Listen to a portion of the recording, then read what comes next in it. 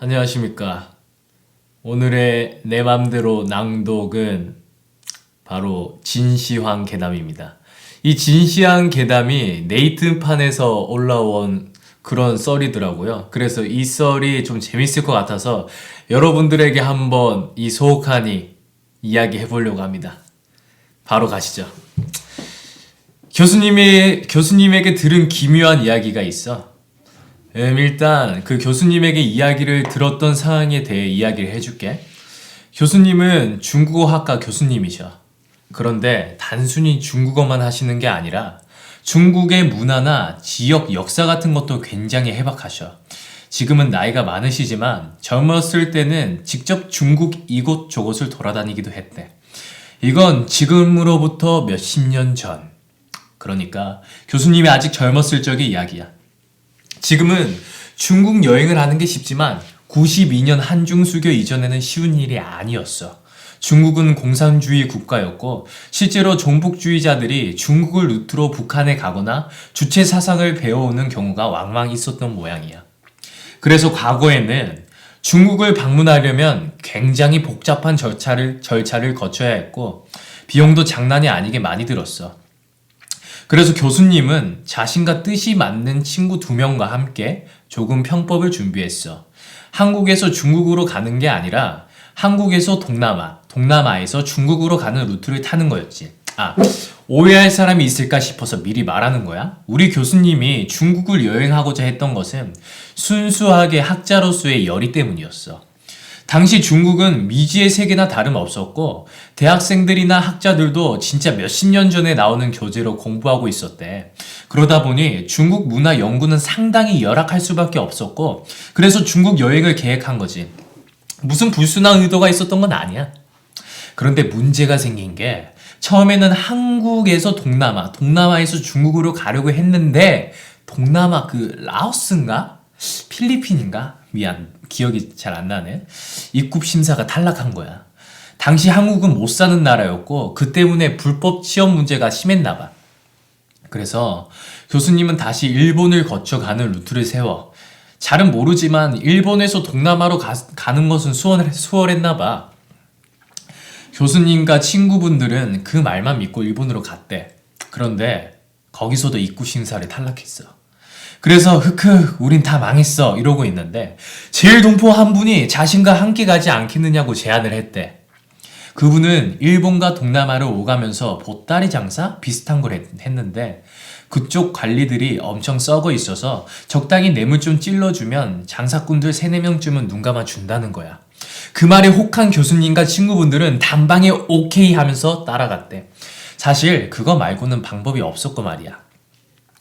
다행히 방법이 통해서 동남아까지는 무사히 도착을 했어. 그런데 당시 무슨 일이 있어서 미안. 교수님이 역사적 사건을 다 설명해 주면서 이야기를 해주셨는데 기억이 안 나네.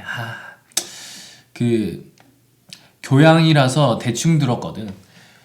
중국 입국이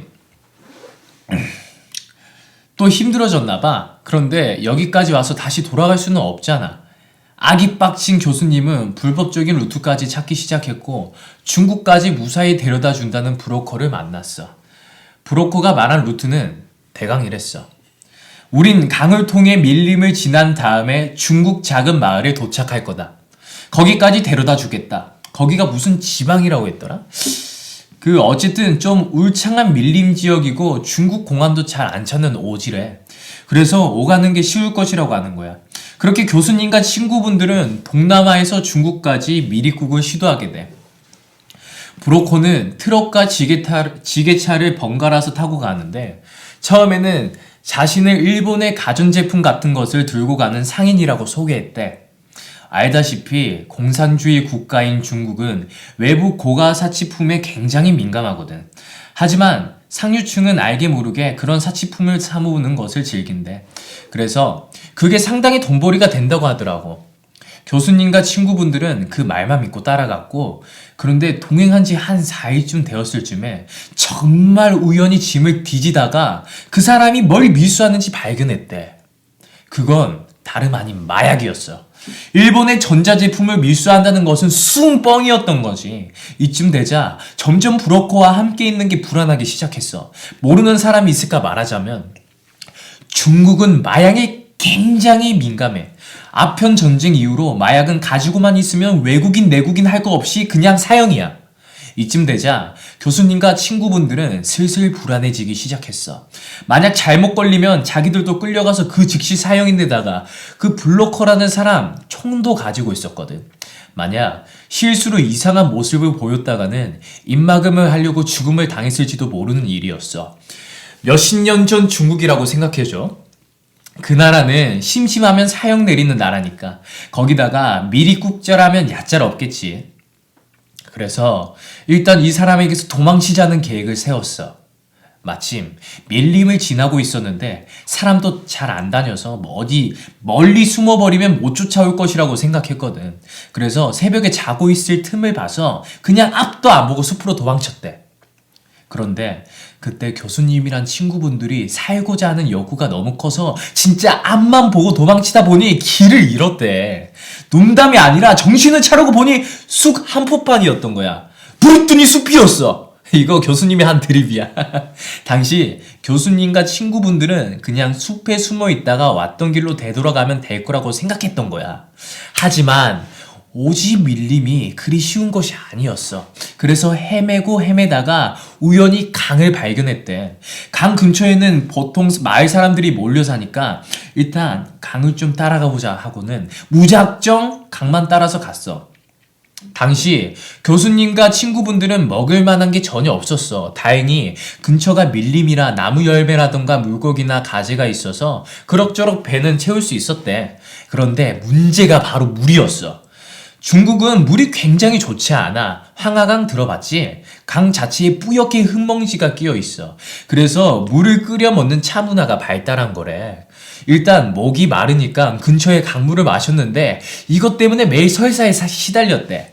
급기야 탈수까지 왔고 밀림을 헤맨 지 한 3, 4일쯤 후에는 정말 죽기 일보 직전이었어. 그런데 운이 좋은 것인지 강을 한참 따라가던 중에 저 멀리 아이들이 발가벗고 노는 게 보였대. 죽기 일보 직전에 사람을 만나니까 너무 반가운 거야. 그래서 어떻게든 도움을 청해야겠다 싶어서 막 달려갔는데 아이들이 선생님과 친구분들을 보자마자 미친 듯이 도망을 간 거야. 그런데 이게 그냥 순간 놀라고 무서워서 도망치는 게 아니라 무슨 맹수나 산 진심을 보고 놀라서 도망치는 것 같더래. 그런데 교수님은 여기서 저 아이들을 놓치면 난 죽는다라고 생각이 불현듯 들어서 그냥 뛰는 아이들을 보고 무작정 쫓아갔어.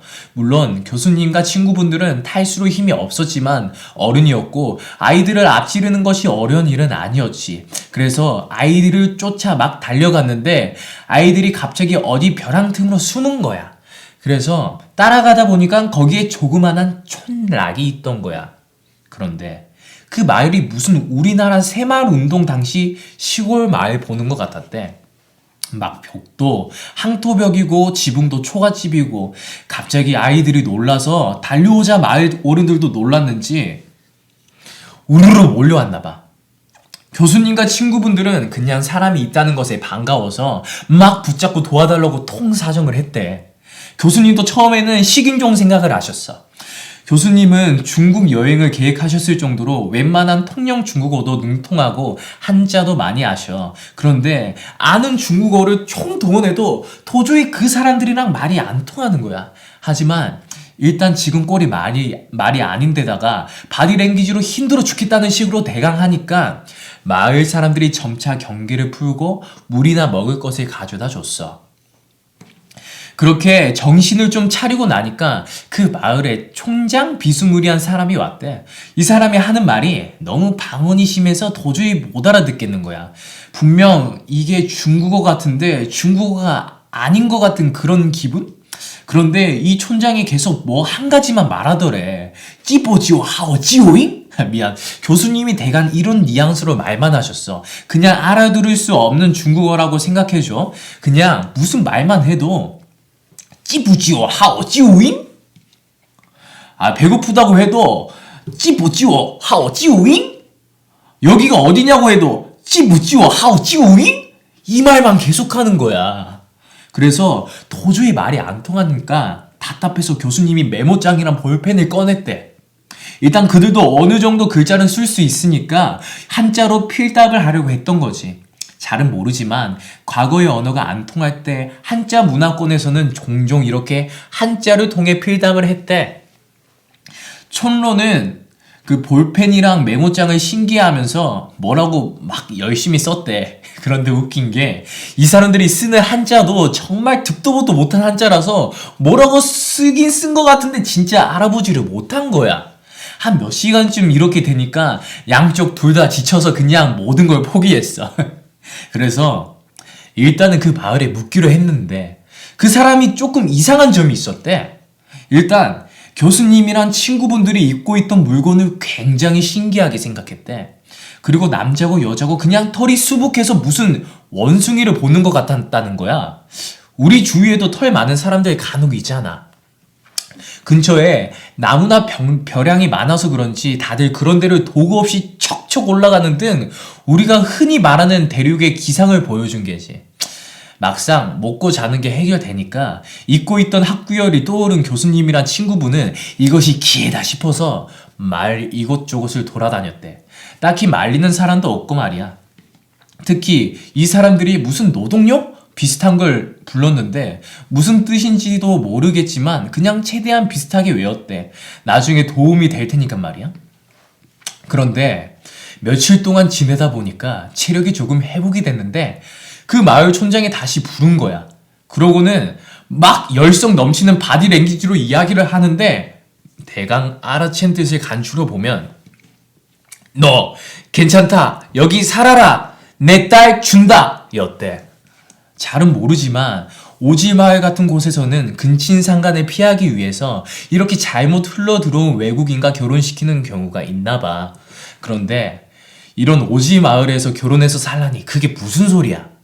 교수님은 당연히 어이가 없어서 거짓말로 나는 이미 결혼을 했다고 대강 바디랭귀지로 설명을 했어. 그런데 오히려 태연하게 결혼? 그게 어때서? 둘째 마누라로 내 딸을 맞아라 라고 좀 더 강압적으로 나간 거지.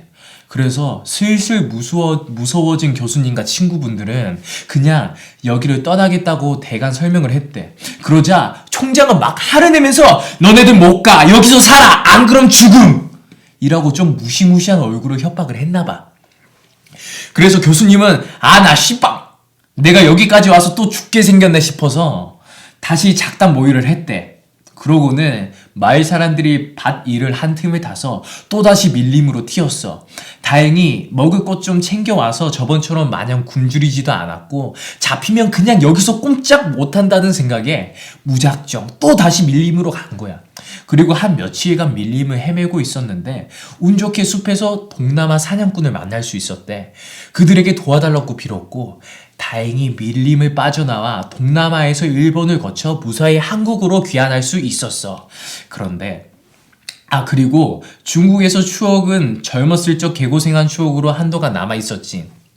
물론 이야기는 여기서 끝나지 않아. 중국 소수민족에게 외부에서 손님이 오면 자신의 딸이나 아내를 빌려주는 일도 있었고 만약 그것을 거절하면 자신을 모독한다고 생각해 칼부림이 나는 일도 있었던 모양이야. 그 후로 교수님은 학자 활동을 하면서 몇 번인가 중국을 더 방문했대. 물론 이번에는 죽도록 고생하지 않는 합법적인 루트로 말이야. 그리고 드디어 한중 수교가 맺어지면서 정식으로 중국도 여행하고 문물도 주고받는 그런 일이 있었어. 그런데 그즈음에 어떤 중국 교수가 중국의 지방 방언이나 한자 같은 걸 연구한다는 소식을 들은 거야. 그래서 좋은 자료 같은 걸 찾는다는 이야기가 있었어. 교수님은 마치 그때 메모장에 써놓은 한자나 자신이 들은 문화 같은 이야기를 하면 좋아하겠다 하고 연구회장에서 직접 만나서 그의 이야기를 했어. 물론 그 교수는 굉장히 흥미로워했고 말이야. 그런데 그 중국 교수도 메모장에 써있는 한자를 도저히 모르겠다는 거야. 그래서 다른 교수에게 자문을 구하기 시작했어. 그중 한 교수가 주의 깊게 그 글을 읽어보더니 이것을 어디서 났느냐고 물어봤어. 교수님은 내가 젊었을 적에 이래저래 해서 고생해서 마을 들어갔더니 그랬습니다 하고 그냥 쿨하게 이야기했대. 그런데 중국 교수의 말로는 이건 그냥 소수민족 한자가 아니라는 거야. 이 한자는 지금은 사멸한 진나라 시대 때 통용되던 고대 한자라는 거지.